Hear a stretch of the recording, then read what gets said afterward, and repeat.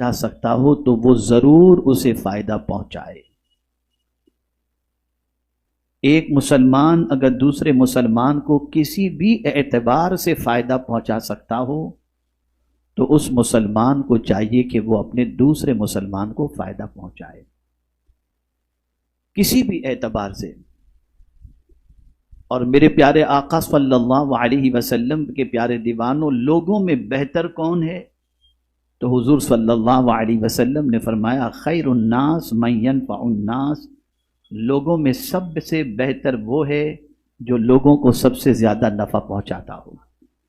ایک بات واضح طور پر سمجھ میں آئی کہ ہم کسی کو نقصان پہنچانے کے لیے نہیں بلکہ نفع پہنچانے کے لیے، اور جس طریقے سے بھی ممکن ہو اپنے بھائی کو فائدہ پہنچانے کی ہم طاقت رکھتے ہوں تو ہمیں اپنے بھائی کو فائدہ پہنچانا چاہیے۔ میرے آقا صلی اللہ تعالی علیہ وسلم نے ارشاد فرمایا المسلم اخو المسلم لا یظلمہ ولا یظلمہ۔ غور سے سنیے گا، من کان فی حاجت اخیہ کان اللہ فی حاجتہ، ومن فرج عن مسلم کربۃ فرج اللہ عنہ بہا کربۃ من کرب یوم القیامہ، ومن ستر مؤمنا ومن ستر مسلما سترہ اللہ یوم القیامہ۔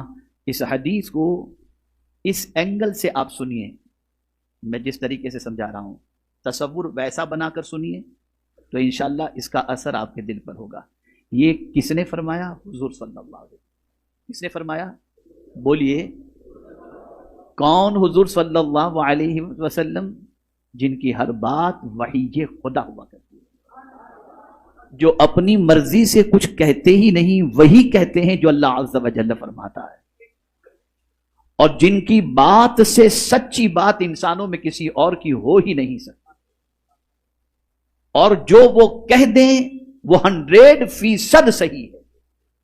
اس تصور کو ذہن میں رکھ کر کے آقا کریم صلی اللہ علیہ وسلم کی اس حدیث کو سنیے اور پھر محسوس کیجئے کہ اللہ عز و جل کے پیارے حبیب صلی اللہ علیہ وسلم کس حد تک ایک مسلمان کے فائدے کے پہنچانے کے سلسلے میں بشارت عطا فرماتے ہیں۔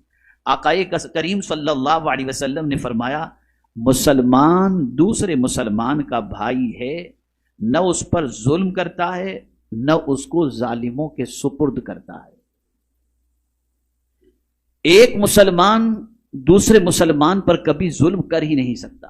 اگر مسلمان ہے، اور اسی کو حضور صلی اللہ علیہ وسلم نے ارشاد فرمایا مسلمان وہ ہے جس کی زبان اور ہاتھ سے دوسرا مسلمان محفوظ رہے۔ اگر کسی کے ہاتھ اور زبان سے دوسرا مسلمان محفوظ نہیں، بھلے وہ اپنے آپ کو مسلمان کہے، نماز بھی پڑھتا ہو، روزے بھی رکھتا ہو، لیکن آقا کریم صلی اللہ علیہ وسلم نے صحیح معنوں میں مسلمان اس سے کہا جس کی زبان اور ہاتھ سے دوسرا مسلمان سلامت رہے، محفوظ رہے، اس کی اذیتوں سے محفوظ رہے۔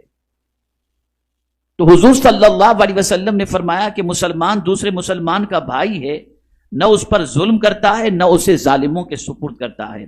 اب غور سے سنیے گا، جو شخص اپنے بھائی کی حاجت پوری کرنے میں لگا رہتا ہے، یعنی ایک مسلمان دوسرے مسلمان کی حاجت کو پوری کرنے میں لگا رہتا ہے، یار اس کا یہ کام ہو جائے، یہ بے روزگار روزی مل جائے، اس کی یہ پریشانی ہے دور ہو جائے، چلو اس کو اٹھا کر ڈاکٹر کے پاس لے جانا ہے، لے گیا، اس کی یہ ضرورت ہے، یعنی اس کی حاجت پوری کرنے میں لگا رہتا ہے۔ قربان جائیے حضور کے ارشاد پر صلی اللہ علیہ وسلم۔ سرکار صلی اللہ علیہ وسلم فرماتے ہیں جو شخص اپنے بھائی کی حاجت پوری کرنے میں لگا رہتا ہے اللہ تعالیٰ اس کی حاجت روائی کرتا ہے۔ یعنی آپ تو کر رہے ہو بندے کی حاجت روائی اور خدا آپ کی حاجتوں کو پوری فرماتا ہے۔ اسی لیے کسی نے صدیق اکبر رضی اللہ تعالیٰ عنہ سے پوچھا امیر المؤمنین آپ تو رعایا کی خبر گیری میں اور امور خلافت کے انجام دینے میں لگے رہتے ہیں، تو آپ کے گھر کا کام اور آپ کے سارے کام کیسے ہوتے ہیں؟ تو ارشاد فرماتے ہیں میں مخلوق خدا کی خدمت میں لگا رہتا ہوں، خالق خود میرے کام کے لیے انتظام فرما دیا کرتا ہے۔ یہ ذہن میں رکھو، اگر کوئی یہ چاہتا ہے کہ میری حاجت پوری ہو، آپ مسلمانوں کی حاجت پوری کرنے میں لگ جائیے مسلمانوں کی حاجت پوری کرنے میں، اللہ حاجت پوری کرے گا۔ اور اسی پر اکتفا نہیں، اعلیٰ حضرت عظیم البرکت امام عشق و محبت نے الامن والعلا میں ایک حدیث مبارکہ نقل فرمائی ہے کہ جو شخص اپنے مومن بھائی کے لیے اور مومنات کے لیے، مومن بہنوں کے لیے، مومنات اور مومنین کے لیے 27 مرتبہ دن میں مغفرت کی دعا کرے، اللہ اس بندے کو مستجاب الدعوات بنا دیتا ہے۔ پھر یہ مغفرت کی دعا کرنے والا جو بھی دعا کرے اللہ اس کی دعا کو قبول فرما لیتا ہے۔ آپ کیا سمجھتے ہو ایک مومن بھائی کا خیال کرنا اور اس کی حاجت روائی کتنا بڑا کام ہے؟ حدیث کے اس جملے پر توجہ فرمائیں، جو اپنے بھائی کی حاجت روائی میں لگا رہتا اللہ اس کی حاجت روائی فرمائے۔ یعنی کوئی معمولی کام ہم تو کریں گے تو کچھ نقص بھی رہ جائے گا، لیکن خدا جو کرے گا وہ اپنی شان کے مطابق فرمائے۔ آگے آقا کریم صلی اللہ علیہ وسلم نے فرمایا، جو کسی مسلمان سے اس کی ایک تکلیف دور کرتا ہے، جو کسی مسلمان سے اس کی ایک تکلیف دور کرتا ہے، اب وہ تکلیف کوئی بھی ہو، پیر میں کانٹا لگ گیا آپ نے اس کا نکال دیا، ایک تکلیف دور ہوئی نا۔ اب سنیے حضور کیا فرماتے ہیں، جو کسی مسلمان سے اس کی ایک تکلیف دور کرتا ہے اللہ تعالیٰ اس سے قیامت کی تکلیفوں میں سے ایک تکلیف دور فرما دیا کرتا ہے۔ کہاں یہاں کی تکلیف اور کہاں وہاں کی تکلیف۔ یہاں سے یہ بات سمجھ میں آئی، مسلمان کو نفع پہنچاؤ خدا تمہیں نفع پہنچائے گا، اور مسلمان کی تکلیف دور کرو خدا تمہاری تکلیف کو دور کر دے گا۔ یہ اللہ والے کرتے کیا ہیں؟ یہ اولیاء کرام کرتے کیا ہیں؟ یہی تو کرتے ہیں نا، یہی تو کرتے ہیں۔ اللہ ان کے درجات کو بلند فرماتا ہے۔ اسی کے ساتھ ساتھ آقا کریم صلی اللہ علیہ وسلم نے ارشاد فرمایا، جو شخص کسی مسلمان کی پردہ پوشی کرتا ہے اللہ تعالیٰ قیامت کے دن اس کی پردہ پوشی فرمائے گا۔ یعنی اگر کوئی مسلمان کسی مسلمان کے عیب کو چھپاتا ہے تو ایک انسان ہو کر جب انسان کے عیب کو چھپاتا ہے تو میرا مولا بھی عیب چھپانے والے کے عیب کو قیامت کے دن چھپا دے گا۔ ہم میں کا کون ہے جو عیب دار نہ ہو؟ آج کل تو کیا ہے، عیب تلاش بھی کیے جاتے ہیں اور تلاش کر کے چھپائے نہیں جاتے، چھپائے جاتے ہیں۔ یہ سچویشن ہو گئی۔ یہ سب کہاں سے ہم نے سیکھا ہے ہم کو نہیں معلوم۔ میرے پیارے آقا صلی اللہ تعالی علیہ وسلم کے پیارے دیوانوں، اسی کے ساتھ ساتھ ایک مومن کا تعلق دوسرے مومن کے ساتھ کیسا ہونا چاہیے، حضور صلی اللہ علیہ وسلم نے اس کے بارے میں ارشاد فرمایا۔ حضرت نعمان بن بشیر رضی اللہ تعالیٰ عنہ سے مروی ہے کہ حضور صلی اللہ علیہ وسلم نے فرمایا، مثل المؤمن فی توادہم وتراحمہم وتعاطفہم مثل الجسد اذا اشتکا منہ عضو تداعی لہ سائر الجسد بالسہر والحمى۔ مسلمانوں کی ایک دوسرے سے محبت، ایک دوسرے کے ساتھ رحم دلی اور ایک دوسرے کی طرف التفات و تعاون کرنے کی مثال، ایگزامپل حضور صلی اللہ علیہ وسلم مثال بیان کرتے ہیں۔ ایک مسلمان کا دوسرے مسلمان پر مہربانی کرنا، ایک مسلمان کا دوسرے مسلمان سے محبت کرنا، اس کی مثال کیا ہے؟ تو حضور صلی اللہ علیہ وسلم ارشاد فرماتے ہیں یہ ایک دوسرے کی محبت کی مثال ایسی ہے کہ جیسے کسی جسم کے ایک عضو کو تکلیف پہنچے تو پورا جسم بے قرار ہو جاتا ہے، ایسے ہی مسلمانوں کا آپسی تعلق ایسا ہونا چاہیے کہ کسی ایک مسلمان کو تکلیف پہنچے تو سارے مسلمانوں کو تکلیف پہنچنی چاہیے۔ یعنی سارے مسلمان ایک جسم کی طرح ہیں، ایک جسم کی طرح۔ جسم کے کسی حصے کو تکلیف پہنچنے پر جیسے پورا جسم بے چین ہو جاتا ہے، سر میں درد ہو تو کوئی چیز اچھی نہیں لگتی، ہاتھ بھی کمزور ہو گیا، چلنے میں بھی مزہ نہیں آتا، اس سر کے درد کا اثر پورے جسم پر پڑتا ہے اور اس سے متاثر پورا جسم ہوتا ہے۔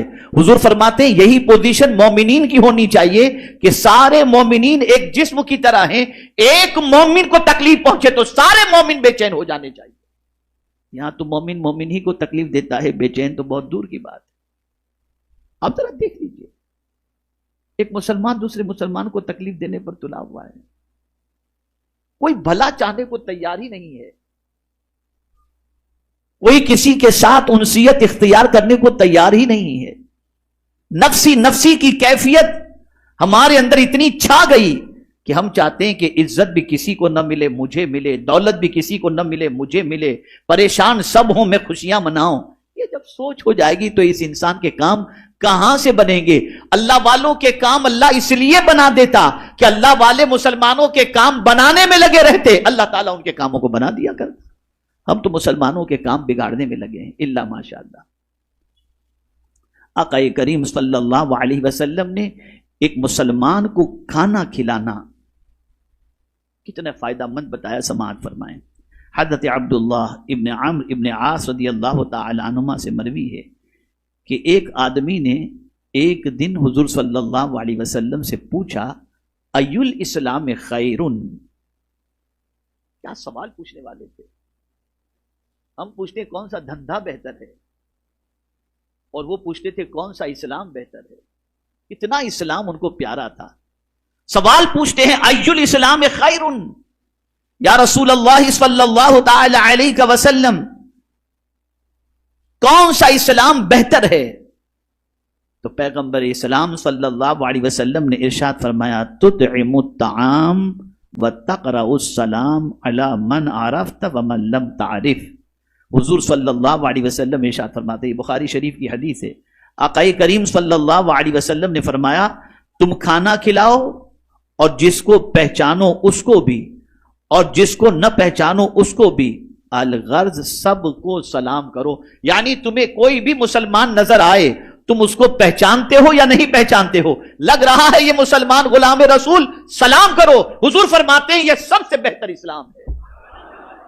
کھانا کھلانا اور سلام کرنا، یہ سرکار صلی اللہ علیہ وسلم فرماتے ہیں یہ اسلام بہتر ہے.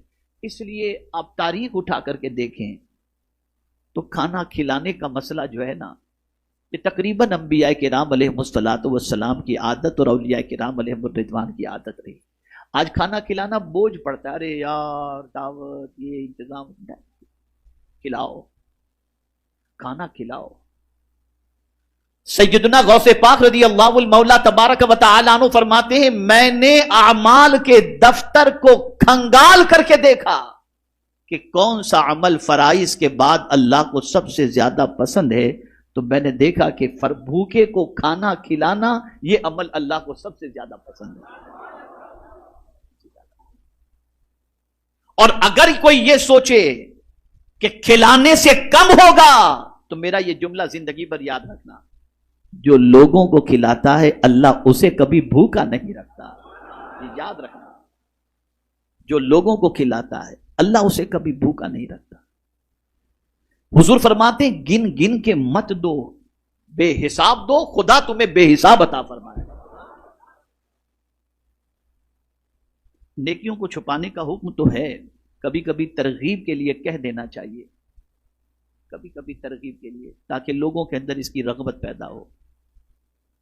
الحمدللہ رب کی توفیق سے، اس کی عطا سے، اس کے حبیب صلی اللہ علیہ وسلم کے کرم سے فقیر کا یہ معمول ہے کہ روزانہ کم سے کم 7 فقیروں کو کھانا کھلاتا ہوں. اور ایک طویل عرصے سے میری عادت ہے الحمدللہ جمعۃ المبارکہ کو 10 15 20 جتنے بھی لوگ ادھر ادھر سے دوست احباب متعلقین آتے ہیں کھانا کھلانے کی کوشش. کھانا میں نہیں کھلاتا، کھلاتا خدا ہے، حقیقی معنوں میں کھلانے والا وہی ہے. لیکن میں آپ کو یقین کے ساتھ کہتا ہوں کہ رب قدیر جل جلالہ اس کا صلہ اتنا عطا کرتا ہے دونوں جہاں میں کہ جس کی کوئی انتہا نہیں. کھلاؤ.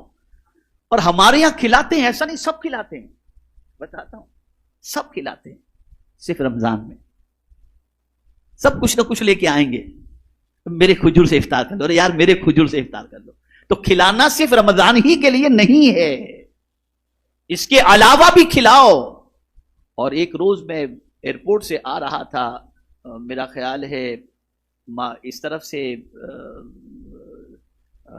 جو ہے وہ گرانڈ روڈ کی سائڈ سے اس طرف سے میں آ رہا تھا، صبح کا وقت تھا. ایک لمبی قطار میں نے دیکھی مزدوروں کی، اور پھر اینڈ کے اندر میں نے دیکھا کہ کوئی صاحب جو ہے وہ وڑا پاؤں یا پتہ نہیں کیا کیا چیزیں تھیں اس کے اندر، ہر ایک کو پلیٹ اٹھا اٹھا کر کے دے رہے تھے. میں نے کہا یہ بندہ اتنے لوگوں کو صبح صبح کھلاتا ہے، میرا رب اس سے کتنا راضی ہوتا ہوگا. اور میں ایک شخص کو جانتا بھی ہوں جس کے بارے میں مجھے معلوم نہیں تھا، لیکن ایک دن نشست میں اس نے مجھ سے بتایا، بیٹھے ہوئے تھے تو بولے حضرت روز کے الحمدللہ 60-70 آدمیوں کو ناشتہ کراتا ہوں اللہ کے فضل و کرم سے، اور میرے استاد گرامی جو اس مسجد کے امام ہیں الحمدللہ، ان کی عادت یہ رہی کہ صبح فجر کی نماز کے بعد اس وقت تک چائے نہیں پیتے تھے جب تک کہ 10 لوگوں کو چائے نہ پلا دیں۔ تو یہ سب فن سیکھو، یہ سب فن سیکھو، اسے حضور نے بہتر فرمایا۔ اور ہمارے یہاں بعض لوگ تو سلام کرنا بھی شان کی توہین، اپنی توہین سمجھتے ہیں، شان کے خلاف سمجھتے ہیں، میں اور پہلے سلام کروں، انا للہ و انا الیہ راجعون۔ تو حضور صلی اللہ علیہ وسلم فرماتے ہیں سلام کرو اسے جس مسلمان کو تم پہچانتے ہو یا نہیں پہچانتے، سلام کرو اور کھانا کھلاؤ، یہ اگر کسی مسلمان کے اندر خوبی آ گئی تو حضور فرماتے یہ اسلام بہترین اسلام ہے۔ اب آگے سماعت فرمائیں۔ حضرت ابو سعید خدری رضی اللہ تعالی عنہ سے روایت ہے کہ نبی اکرم صلی اللہ علیہ وسلم نے فرمایا، غور سے سنیے، جس مسلمان نے کسی مسلمان کو کپڑا پہنایا جبکہ وہ ننگا تھا، یعنی اس کے پاس پہننے کے لیے کپڑے نہیں تھے، تو اللہ اسے جنت کے سبز کپڑے پہنائے گا۔ ہم یہ سمجھتے ہیں کہ ننگے کو کپڑے پہنا کر، توجہ چاہوں گا جملے پر، آج کے بعد اپنی سوچ درست کر لو، ہم یہ سمجھتے ہیں کسی ننگے کو کپڑے پہنا کر ہم نے اس پر احسان کیا، نہیں، اس ننگے کا ہم پر احسان کہ اس نے ہمارا کپڑا قبول کر لیا، جس کے عوض پہ اللہ ہمیں جنت کا لباس عطا فرمائے گا۔ تو احسان ہمارا نہیں، احسان غریب کا ہے، احسان غریب کا ہے۔ اگر اسے کپڑا پہنانے کا موقع نہ ملتا تو اللہ ہمیں جنت میں سب لباس کہاں سے عطا فرماتا۔ اسی طریقے سے آقا کریم صلی اللہ علیہ وسلم نے ارشاد فرمایا، اور جس مسلمان نے کسی مسلمان کو کھلایا جبکہ وہ بھوکا تھا تو اللہ تعالیٰ اسے جنت کے پھل کھلائے گا، اور جس مسلمان نے کسی مسلمان کو پانی پلایا جبکہ وہ پیاسا تھا تو اللہ تعالیٰ اسے جنت کی مہر بند شراب پلائے گا، یعنی ایسی شراب جو سیل پیک ہوگی، اللہ تعالیٰ پانی پلانے والے کو جنت کی شراب پلائے گا۔ جنت کی شراب یا آج جیسی شراب جو ملتی ہے، آپ اس تصور میں مت جائیے گا، یہاں کی شراب پینے والا بہک جاتا ہے، وہاں بہکتا نہیں ہے، وہ شرابن طہورا ہے، پاک شراب قرآن کہتا ہے، پاک شراب۔ اے رسول اعظم صلی اللہ تعالی علیہ وسلم کے دیوانوں، مزید سماعت فرمائیں۔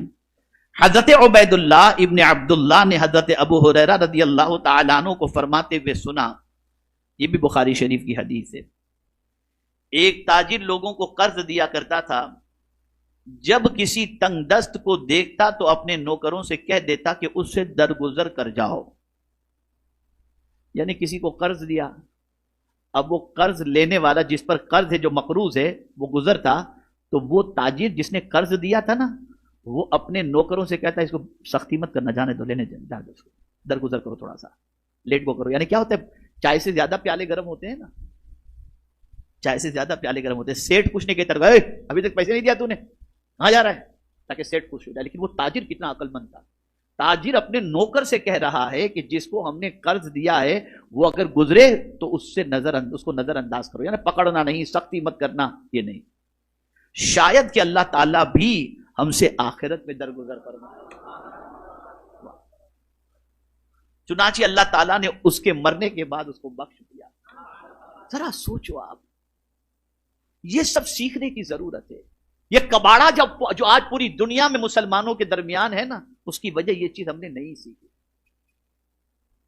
آج ہم کتنے مسلمانوں کو راحت دیتے، نہیں دیتے، کس نے پریشان حالوں کی پریشانی دور کرتے، نہیں کرتے، اور پریشانی میں اور مصیبتوں میں گرفتار کرنے کی کوشش کرتے ہیں۔ ہم پریشان نہیں رہیں گے تو کیا ہوگا؟ ذرا دیکھو مسلمانوں کی پریشانی کو دور کرنے کے فائدے کو۔ آئیے ایک حدیث شریف سناؤ۔ ایک صحابی کے وصال کے بعد کسی نے ان کو دیکھا کہ جنت میں ٹہل رہے ہیں، پوچھا ان سے کہ کس عمل نے آپ کو جنت میں داخل کر دیا؟ انہوں نے فرمایا کہ ایسا تھا کہ لوگ نماز کے لیے ایک راستے سے جاتے تھے، وہاں ایک کانٹے دار درخت تھا، وہ کانٹے دار درخت کی وجہ سے آنے جانے والوں کو تکلیف پہنچتی تھی، ان کا کپڑا اس کانٹے دار درخت سے الجھ جاتا تھا، تو مسلمانوں کو تکلیف نہ ہو میں نے یہ تکلیف دینے والے کانٹے دار درخت کو وہاں سے ہٹا دیا، بس میرے اللہ کو یہی ادا پسند آ گئی، اور اس وجہ سے اللہ نے مجھے بخش دیا۔ یہاں تو کانٹے بچھائے جاتے، ہٹائے نہیں جاتے، یہاں کیا جاتا، کانٹے بچھائے جاتے۔ میرے پیارے آقا صلی اللہ تعالی علیہ وسلم کے پیارے دیوانوں، حضرت عبداللہ ابن عباس رضی اللہ تعالی عنہما مسجد نبوی شریف میں ماہ رمضان المبارک میں اعتکاف کے اندر تھے۔ ایک پریشان حال آیا، آ کر کے حضور صلی اللہ علیہ وسلم کے مزار اقدس کی طرف اشارہ کیا، اور اشارہ کر کے کہتا ہے، اے ابن عم رسول اللہ، اے رسول اللہ صلی اللہ علیہ وسلم کے چچا کے بیٹے، میں سرکار کو گواہ بنا کر کہتا ہوں، میں چند دنوں سے بھوکا ہوں اور قرض کے بوجھ تلے دبا ہوا ہوں۔ اس زمانے میں جھوٹ بھی تو نہیں بولتے تھے نا، مسئلہ تو یہ ہے، آج تو ڈپلیکیٹ بھی اتنے ہیں کہ جس کی کوئی انتہا نہیں، اللہ ماشاء اللہ۔ جیسے ہی انہوں نے کہا، تھے اعتکاف کے اندر، وہ بھی رمضان المبارک کا سنت اعتکاف، اٹھے، جوتے لیے مسجد سے باہر نکلنے لگے، تو اس سائل نے کہا، حضور بلا ضرورت شرعی مسجد سے نکلنے سے اعتکاف ٹوٹ جاتا ہے، حضور آپ نکلیں گے تو اعتکاف ٹوٹ جائے گا۔ اب جواب سنیے، ارشاد فرماتے، تیرا کہنا اپنی جگہ بالکل صحیح ہے، لیکن میں نے میرے نبی صلی اللہ علیہ وسلم سے سنا ہے کہ جو شخص کسی مسلمان کی تکلیف کو دور کرنے کے لیے چند قدم چلا، اس کا میری مسجد میں 2 مہینے تک اعتکاف کرنے سے بہتر ہے۔ یہ ہے، وہ لوگ ذرا سوچیں جو مسلمانوں کو تکلیف پہنچاتے ہیں، وہ لوگ سوچیں جو مسلمانوں کی آبرو پر ہاتھ ڈالتے ہیں، وہ لوگ ذرا سوچیں جو مسلمانوں کے مالوں پر ہاتھ ڈالتے ہیں، وہ لوگ ذرا سوچیں جو مسلمانوں کو اذیت پہنچاتے ہیں، وہ لوگ ذرا سوچیں جو مسلمانوں سے سلام کلام ترک کرتے ہیں، اور وہ لوگ ذرا سوچیں جو مسلمانوں کے راہوں کے اندر کانٹے بچھاتے ہیں، ان کا انجام کیا ہوگا۔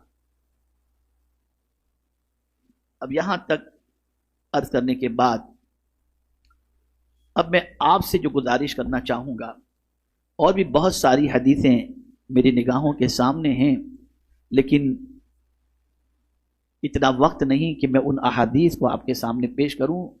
دماغ اور سوچ کو سنوارنے کے لیے اتنی احادیث پر بھی اگر آپ نے اور ہم نے عمل کیا تو یہ کافی ہے۔ اب یہ احادیث بیان کرنے کی وجہ کیا ہے؟ 1500 سالہ آقائے کریم صلی اللہ علیہ وسلم کے میلاد منانے کا پوری دنیا کے اندر ایک عظیم جذبہ پایا جا رہا ہے، بہت اچھا ہے، اور میں بتاؤں گا انشاءاللہ زندگی رہی تو کہ جشن عید میلاد النبی صلی اللہ علیہ وسلم منانا اور اس میں خوشیوں کا اظہار کرنا یہ قرآن سے ثابت ہے، بتاؤں گا میں انشاءاللہ۔ لیکن آج مجھے بتانا ہے کہ آپ جشن عید میلاد النبی صلی اللہ علیہ وسلم کس طرح مناؤ۔ سرکار صلی اللہ علیہ وسلم جب فرش گیتی پر تشریف لائے، ولادت ہوئی،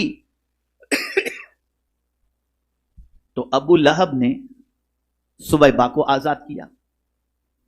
ابو لہب کون تھا؟ حضور کا چچا۔ اسے اطلاع دی گئی کہ تمہارے بھائی عبداللہ کے گھر محمد نام کے بیٹے کا جنم ہوا ہے۔ ابو لہب نے، جس لونڈی نے خبر دی تھی، اسے آزاد کر دیا۔ ابو لہب کے مرنے کے بعد حضرت عباس رضی اللہ تعالیٰ عنہ نے خواب میں دیکھا ابو لہب کو، جس کی مذمت میں، اتنا بڑا وہ کافر تھا جس کی کوئی انتہا نہیں، تھا حضور کا چچا، لیکن اتنا بڑا کافر تھا کہ اس کی مذمت میں پوری سورت قرآن شریف میں نازل ہوئی۔ لیکن ابو لہب کے بھائی حضرت عباس رضی اللہ تعالیٰ عنہ نے جب خواب میں دیکھا تو ابو لہب کو برے حال میں دیکھا، پوچھا کیا حال ہے؟ کہا تم لوگوں سے بکھر کر، جدا ہو کر کوئی اچھی حالت میں نہیں، البتہ مجھے پیر کے دن عذاب کے اندر راحت دی جاتی ہے، اس لیے کہ محمد کی خوشی میں نے سویبہ کو آزاد کر دیا۔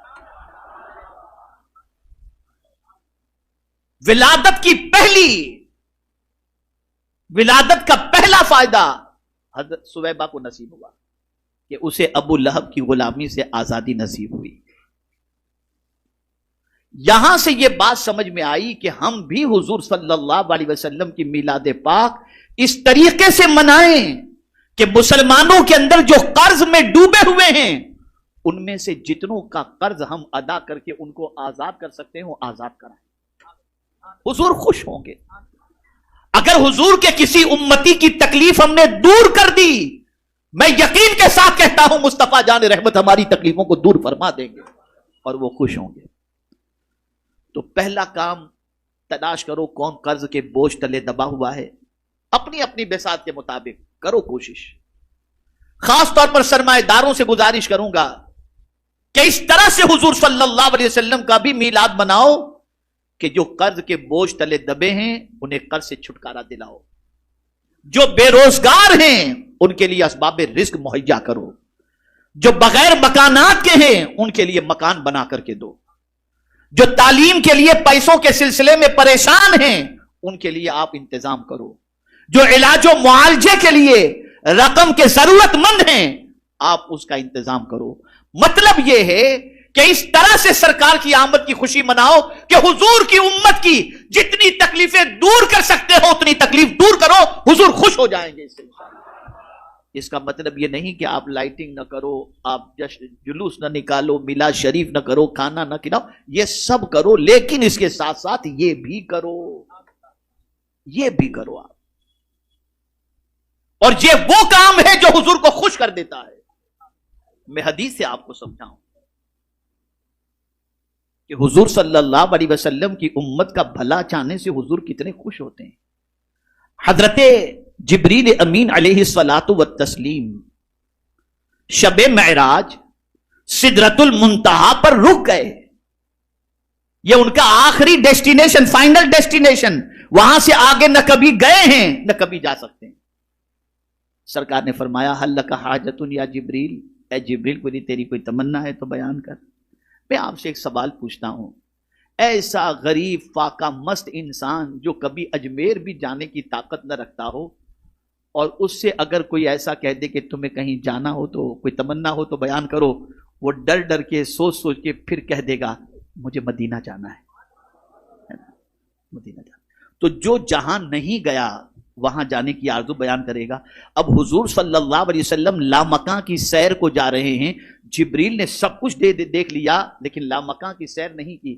اب حضور پوچھتے ہیں جبریل کوئی تمنا ہو تو بیان کرو. کہہ سکتے تھے کہ حضور مجھے اپنے ساتھ لے چلیے، لیکن قربان جائیے یہ کہنے سے ان کی مراد تو ہو سکتا ہے پوری ہو جائے، لیکن حضور کو ان کو خوش کرنا تھا.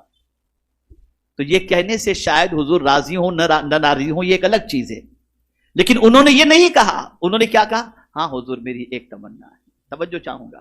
ہاں میری ایک تمنا ہے، آپ کی امت جب پل صراط سے گزرے تو میں اپنے پر بچھا دوں تاکہ آپ کی امت کو تکلیف نہ ہو، امت میرے پر سے ہوتے ہوئے پل صراط سے گزر جائے.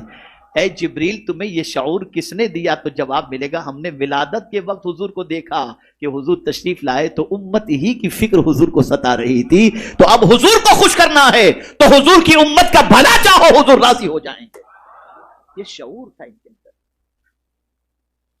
یہاں تکلیف پہنچا کر کے آدمی سمجھتا ہے کہ حضور خوش ہے، سلام تک نہیں کرتے. بعد ایسے نکلو ادھر راستے سے تو وہ سننی بھی سمجھنے کو تیار نہیں، سلام بھی نہیں کر سمجھتے ہیں اس سے حضور خوش ہو جائے. پتہ نہیں کہاں سے سیکھا ان لوگوں نے اور کیا سیکھا ہے. تو کہنے کا مقصد یہ ہے کہ اللہ کے رسول صلی اللہ علیہ وسلم کو راضی کرنا ہے تو حضور کی امت کا بھلا چاہو. خوب شان و شوکت کے ساتھ، بہت اچھی طریقے سے، فل اہتمام کے ساتھ میرے آقا صلی اللہ علیہ وسلم کی میلاد پاک کی خوشی مناؤ. اچھی طریقے سے سجاؤ، لباس زیب تن کرو. لیکن اللہ نے بے پناہ دولت دی ہے تو میری گزارش ہے غریبوں کو غربت سے چھٹکارا دلاؤ، مقروض کو قرض سے چھٹکارا دلاؤ، بغیر تعلیم کی زندگی گزارنے والوں کے لیے تعلیم کا انتظام کرو، علاج و معالجے کے لیے پریشان لوگوں کے لیے علاج و معالجے کا انتظام کرو. نیت ایک ہی رکھو، حضور آپ راضی ہو جائیں، آپ راضی. میں امید کرتا ہوں کہ انشاءاللہ دنیا میں جہاں کہیں بھی لوگ میری اس آواز کو سن رہے ہوں گے اور اللہ نے انہیں نوازا ہے تو وہ اپنی بساط بھر میں کوانٹٹی نہیں بتاتا، 15 گھر بنا دینا، 20 گھر بنا دینا، لیکن جس کی جتنی تعداد اور جتنی کیپیسٹی ہو وہ بنائے اس کو. وہ کرے، بنائے گھر، لو میرے آقا کی میلاد کی خوشی میں یہ گھر تم کو میں تحفے میں دے رہا ہوں. جو مقروض ہے انہیں کہے، یہ کہہ کر دے کہ یہ سب کچھ میرے آقا کی میلاد کی 1500 سالہ میلاد کی خوشی میں کر رہا ہوں. میں یہ نہیں کہتا کہ مسجد نہ بناؤ، یہ نہ بناؤ، وہ نہ بناؤ، لیکن میں اتنا ضرور کہوں گا کہ حضور کو خوش کرنا ہے تو یہ بہت بڑا عمل ہے، اس کی طرف توجہ دو. اور یہ بھی نہیں کہتا کہ آپ پیسہ سنی دعوت اسلامی کو دو، سنی دعوت اسلامی گھر بنائے گی، نہیں. میں آپ سے کہتا ہوں آپ خود اپنا گروپ بناؤ اور اپنے اعتبار سے آپ پورے گروپ والے مل کر کے کام کرو. اگر مدد کی ضرورت یا رہنمائی کی ضرورت پڑی تو ہم آپ کے لیے حاضر ہیں، لیکن ہم یہ نہیں کہتے کہ آپ ہم کو پیسہ دو ہم کریں گے. آپ کرانا چاہیں الگ چیز ہے، لیکن میری گزارش یہ ہے کہ آپ خود اپنے ہاتھوں سے یہ کام انجام دینے کی کوشش کرو. اگر رکاوٹ ہو تو ہم حاضر ہیں. انشاءاللہ آپ دیکھیں گے کہ جب بے گھر انسان کے ہاتھ میں جب گھر کی چابی دیں گے نا، خدا کی قسم اس کے دل سے جو دعا نکلے گی نا، اس دعا سے اللہ اور اس کے رسول اتنے راضی ہوں گے جس کی کوئی انتہا نہیں. جو قرض کے بوجھ تلے راتوں دن سو نہیں پا رہا اور خودکشی کے دروازے تک پہنچ چکا ہے، جب اس کے قرض کا ذمہ آپ اپنے سر لے لیں گے اور اس کا قرض ادا کر دیں گے اور تاکید کر دیں گے کہ آئندہ یہ چکر میں نہ پڑنا، آپ دیکھیں جب وہ جائے گا اور جس رات وہ سکون سے سوئے گا، حضور صلی اللہ علیہ وسلم کے صدقے میں اللہ آپ کو سکون کی دولت سے مالا مال فرما دے گا. یہ سب کام کریں. اللہ عز و جل آقا کریم رؤوف الرحیم علیہ التحیۃ والتسلیم کے صدقہ و طفیل مجھے آپ کو سب کو 1500 سالہ جشن میلاد مصطفیٰ صلی اللہ علیہ وسلم شریعت کے حدود میں رہتے ہوئے قرآن و سنت کی روشنی میں اللہ کے رسول صلی اللہ علیہ وسلم کی تعلیمات پر عمل کرتے ہوئے ہمیں منانے کی توفیق عطا فرمائے.